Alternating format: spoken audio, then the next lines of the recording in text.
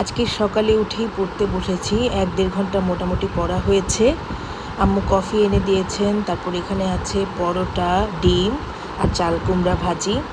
এই আর কি, সব মিলিয়ে পড়াশোনা চলছে। সবাই দোয়া করবেন যাতে আমি আমার লক্ষ্যে পৌঁছাতে পারি। এখন দুপুর হয়ে গেছে, মোটামুটি বেশ অনেকখানি পড়াশোনা করেছি।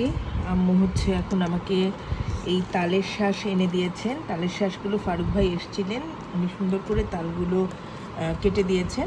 তালের শাঁস আমার খুবই পছন্দের একটা খাবার। এখন আমি মজা করে এটা খাচ্ছি। বিশেষ করে এরকম গরমে তালের শাঁস খেতে আসলে দারুণ লাগে। বিকেলে আবার পড়তে বসেছি। মার্লিন ঘুমোচ্ছে, আর খাওয়া দাওয়া, গা গোসল, নামাজ সব কিছুই শেষ। এই যে মার্লিন, এখন আর কি ও যতক্ষণ সময় ঘুমাবে ততটা টাইম আমি ট্রাই করব কাজে লাগাতে, পড়াশোনা করতে। সন্ধ্যার দিকে মার্লিনকে নিয়ে বসলাম। আম্মু একটু মিষ্টি আলু দিয়েছেন, মিষ্টি আলু খাবো। এরপরে মা ওকে খাইয়ে দিবেন এবং আমি তখন একটু পড়তে বসবো আবার। এখন মার্লিনকে খাইয়ে দাইয়ে একটু পড়তে বসবো।